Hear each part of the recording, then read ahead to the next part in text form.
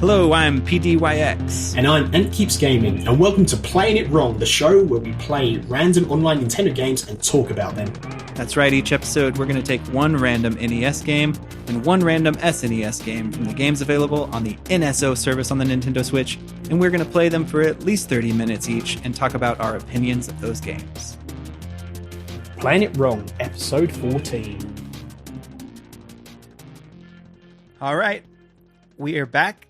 Playing It Wrong. This week we played Solomon's Key for the NES and Brawl Brothers for the SNES. How was this week in general for you, Ant?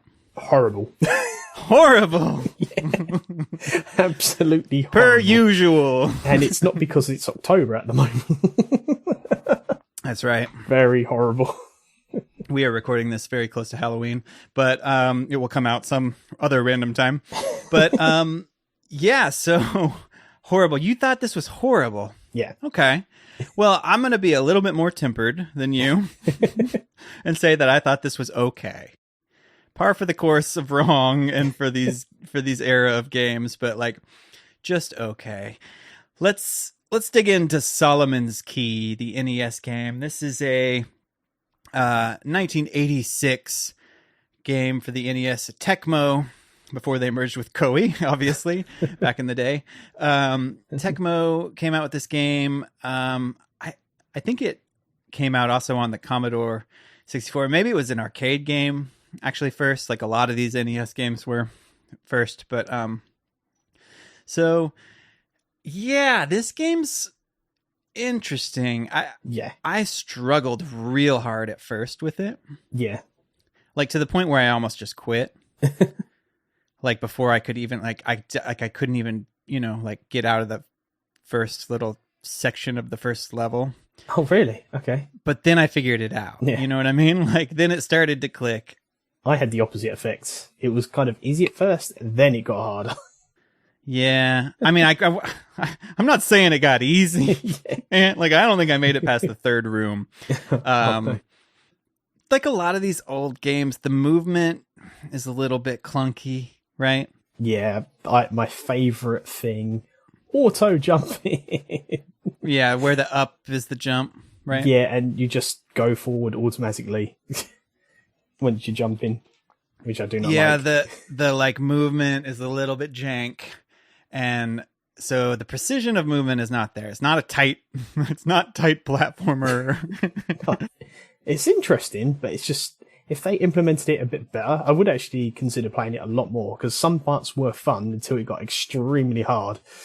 Yeah, I think once I started to understand the controls, because at first I was like, I don't even know how to do this. I would get stuck at places and then realize, oh, you can crouch and break a block underneath you. Like I was like, how do I get rid of this block? Like I didn't realize I could even break blocks. So I guess we should explain this is sort of a puzzle. If you're not familiar with Solomon's Key, it's sort of a 2D platformer-esque puzzle game, sort of a single screen puzzle that you're trying to like get a key and then get to a door, right? Yeah. Or something like that, essentially. And you can break blocks and create blocks to jump on to create little like stair steps kind of, right? Yeah. And there's enemies and you can do magic against them, but you have a limited amount of that, it seems like. Yeah, you can only pick up a fireball when it's there, and you can't just spam a fireball here and there. And you've got like, I was just going to say, you've got like other things that you just don't know what they do. Yeah, there's like gems you can pick up and stuff. I guess one thing that I really dislike about this game is the timer. Yes, I didn't like the timer. Because each level has a timer, and that feels like a very antiquated thing, especially for this. I can see, there might be time and a place for a timer in a modern video game, but like on this, like I felt like it added to the stress level and the fact that the movement isn't very precise. Like, so like, it's like, you couldn't take my time, you know? It's not hard enough to have it just to be a hard level. You have to put a stupid timer on it too. Yeah. So how far did you get? I actually got further, but that was only again just due to save states and rewind feature. I think I got to level at 6 or 7. Nice. Something like that. I spent a lot of time on that first level just being like, what do I do? Yeah. It's just the enemies get faster, as you said, a time limit as well. You got to kind of do all these things. Yeah. How are you going to do it on 3 lives? I don't know, because it's just hard anyway before you even know what's going on. Right. And yeah, it's just it's just so hard when you get to a certain point, and that's it. I gave up in the end. Even though I went past half hour, I just gave up. I just couldn't get past this one level. The enemies are so fast, just couldn't do it. Yeah. The third level, like I got close to beating it multiple times, and that's where I just gave up. I was like, this just isn't fun. Like, you know, the concept of the game is actually fine. Like, I like a single room puzzle game where you get a key and exit. That's cool. Yeah. But you add that janky controls, the timer, and sort of limited, you know, magic and stuff. It was like, this is not working for me. Yeah, it's like the original Kaizo Mario Maker levels you get. You know, this is the original. This is not just hard enemies and, you know, fast enemies, and you've got to dodge everything, but also you've got a timer added on too. Ridiculously difficult game. So yeah. I don't know, for me, like, there's much else to say. I think I said it, you know, don't like the timer, don't like the movement, like the concept, but it's an old game, so, like, you know. Yeah. Like, it's okay. Puzzle, platforming kind of thing, single room, that it's all right. Yeah. You know. It's, yeah. I mean, it can be fun at first, but again, it makes it more fun with the rewind and save state feature. That's what makes it worth playing to a point. Yeah. You ready to move on then, or anything else on Solomon's Key? So, yeah, nothing else. I can't think of anything else. I had it, but then it went. Oh, okay. Well, if it comes up, you can bring it up toward the end. Yeah. But Brawl Brothers, let's talk about Brawl Brothers. Oh, so Brawl Brothers is a Halico game from early 90s, depending on your region, came out in 92, 93. So this is a beat 'em up, like a side-scrolling beat 'em up game, like, you know, Streets of Rage or Final Fight or any of those, you know, games. But this is the one you've never heard of because it's just the generic clone, right? Yeah. I mean, I wouldn't even call it a clone of Streets of Rage. It is nowhere near as good as Streets of Rage. To be honest, I thought it was a terrible game.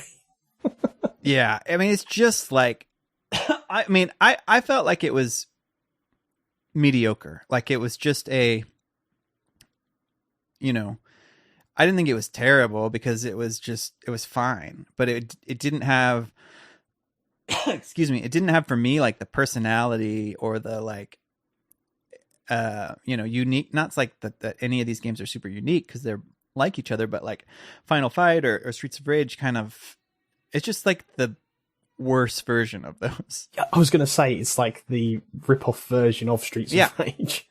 Totally. It's a rip-off clone of those, but it does nothing unique, you know. It's just, it feels like a very generic version of those, and that's why it was okay for me. It didn't feel bad. It's fine, but go play those if you're looking for an experience like this, because it's not that, it just doesn't stand out. I couldn't wait to record this episode because I had the same for this. It's kind of like, this is how not to make a Streets of Rage game.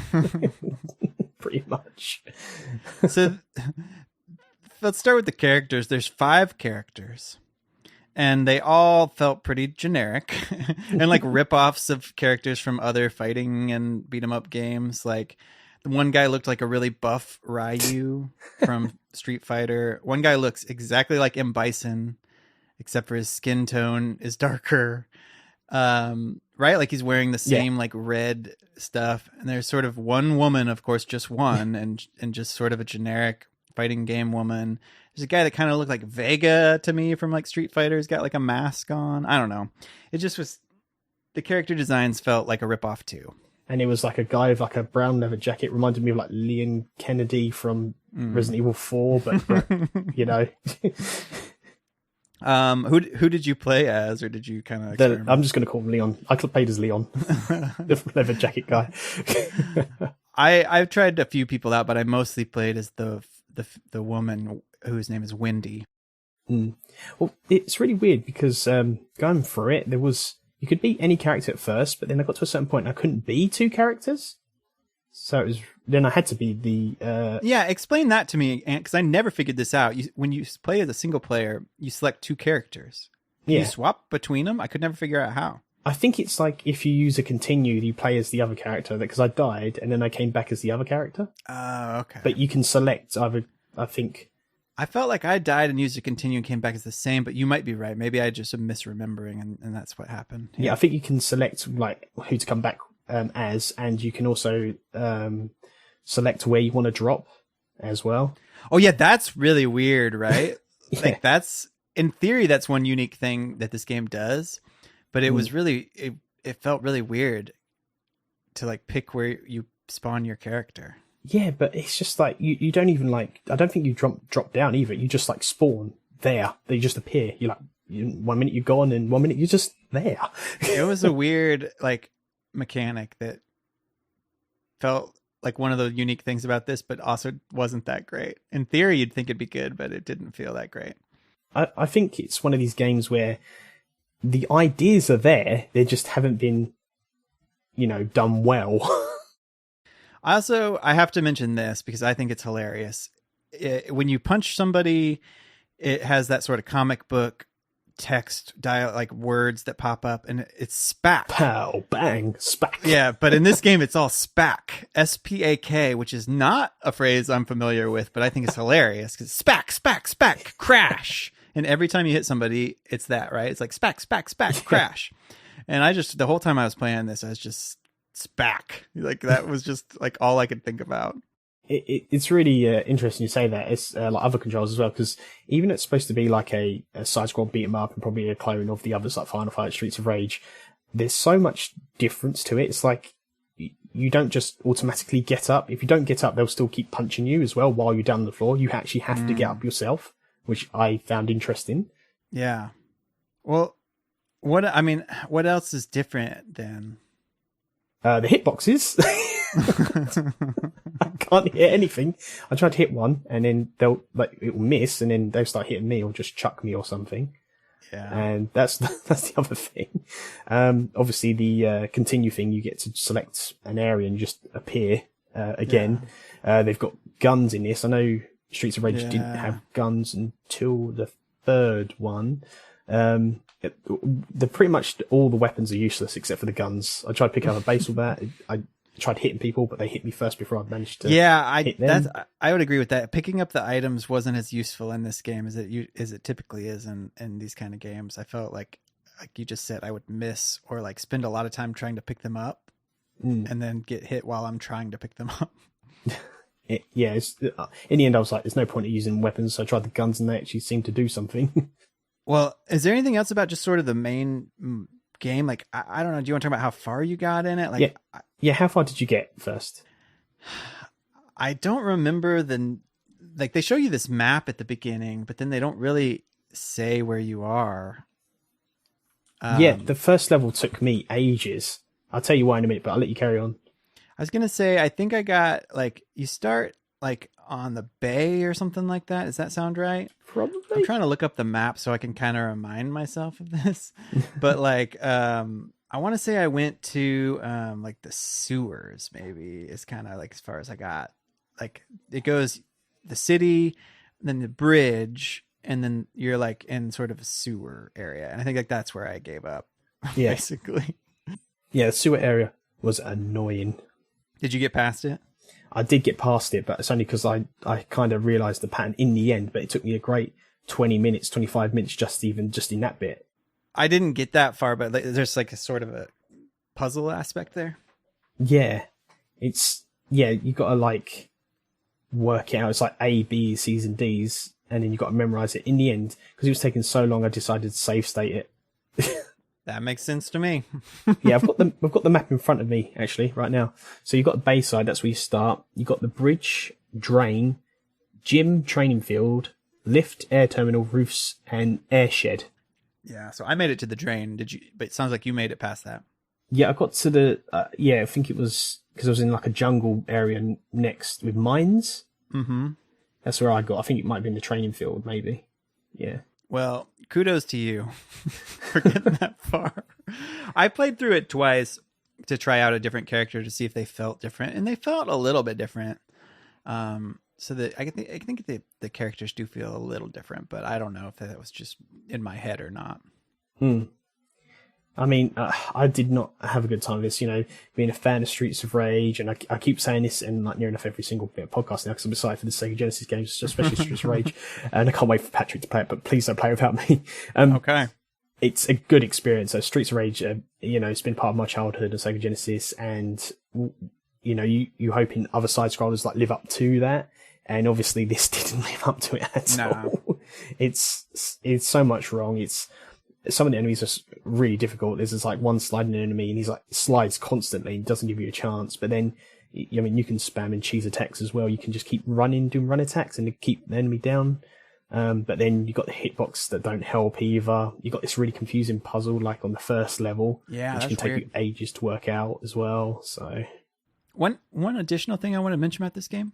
I don't know if you even caught this, but it has a versus mode. So like, the main menu is like 1 player, 2 player options versus mode. Maybe just forgot. Versus mode, I tried it just to see what it was because it was exactly what you might think it is. It's basically a 2-player fighting game as the characters. All right. So, I mean, I set up 2 controllers and just did it myself to just try it out. But like, it's not very much fun to fight against people with the limited movesets of this game. You know what I mean? Which made me think about something, and this is something I've always wondered. And I think this is like a niche somebody should do this. Why don't these kind of games have more complicated buttons? Like, why doesn't this have like Street Fighter type controls? Yeah. I think that would be really cool. Like if a beat 'em up game had that level of depth to the things you could do. Maybe that would complicate it too much, and maybe there is one out there like that. And I know the newer games, like the new Streets of Rage, have more inputs you can do and more kind of options for like special moves and that kind of stuff. But just something that I was reflecting on, because it's like, it's not very fun to play a fighting game where you just mash Y, basically. Y is everything. Yeah, exactly, right? Especially these games, Y and just forward is everything. Yeah. And then maybe every once in a while you jump attack, and that's about it. Yeah. But yeah. Any other thoughts on Brawl Brothers before we kind of get into recommendations and pick our next game? Just what we said before. It's just like a cheap rip-off version of Streets of Rage. If you're going to play a game that's side-scroll and beat 'em up, recommend Streets of Rage to anybody. And now the expansion packs come out for Nintendo Switch Online. I recommend everyone play that, except for Patrick, because I want Patrick to play that first. I really want Patrick to play it. First time experience I want to see him.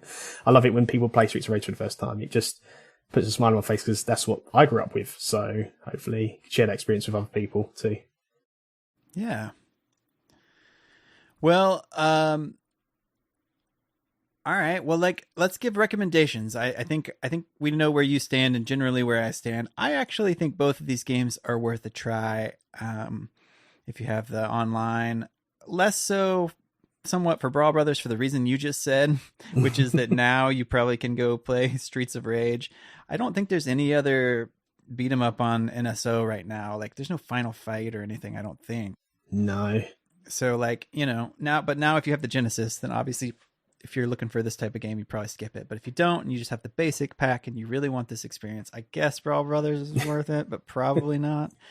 And Solomon's Key is kind of the same way for me. Like, so they're both kind of like, medium, maybe check them out for a minute. Yeah. But definitely use save states. Yeah, definitely. I mean, that's what makes it fun in the end, save states, because some of these games are just so hard. You have no choice but to use them to get any sort of progress done. Yeah. Where do you stand on recommending these games, Ant? I mean, as it's just the same as you, pretty much. I've got nothing else to add to it. It's just like, if you want to side-scroll and beat 'em up, which is fun, you've got Streets of Rage 2 now. I recommend everyone go and check that out. And if you've got a Switch and if you've got Streets of Rage 4, if you want to get Streets of Rage 4, I'd recommend getting that too. There's so many options you got now. As you said, if you just want to experience this like we did, then you're more than welcome to. I mean, it might be better with like 2-player. I mean, you know, it could be a different experience. Maybe it's a bit better with 2 people because we didn't do that, but who knows? But yeah, just Streets of Rage 2, Streets of Rage 4, if you want to play the best ones on the console at the moment, in my opinion. Yep. And Solomon's Key, yeah, just if you want to something to try out, maybe, then you can go for Solomon's Key. Yeah. That's all I got. I don't know what else to say, but for me it was horrible this week. Fair enough. So, well, let's pick our games then for week 15. Why don't you bring us to our countdown? Okay, here we go. 5, 4, 3, 2, 1. Let's play it wrong. I haven't done that for a while. All right.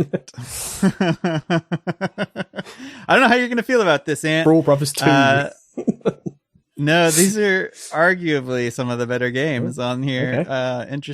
Interesting one though, for reasons that you'll obviously see. All right, for the NES, we landed on Zelda 2. Oh, okay. The Adventure of Link. Now, all the NES Zelda games I think are because they're a little bit hard to go back to. But Zelda 2 is one of the interesting ones just because of the style. But so we got Zelda 2. And then our SNES game, man, I don't know how you feel about this. Super Mario All-Stars. Okay. You know, this is the one that has all the Mario games. The 2D Mario games in it. It's the... With upscaled graphics and stuff. And I'll tell you something, before we started this episode of Wrong, I was actually telling Patrick on the last episode of the podcast I was on, and I didn't actually know about this because being the Sega lad of this bit of the podcast, I didn't know there was like a combination of the 2D Mario games collection until that episode of the podcast I was on. So, so it's calling back again. So this came out on the Super Nintendo and it had all the, original Nintendo Mario games on it. So it's a little bit weird for us to get this, but we're going to do it. It's one of the games on here. It came up on our randomizer. We're doing it. Yeah. There you go. Okay. So I think that's it then for week, or episode 14. And next time we're going to come back and talk about Zelda 2 and Super Mario All-Stars. Bye, guys. Thanks for listening to Playing It Wrong. This podcast is a collaboration between Super Switchheads and Ant Keeps Gaming. Check out the weekly Super Switchheads podcast, and also check out Ant Keeps Gaming on YouTube. Our music is provided by Bent Neatly. Thanks again. Bye.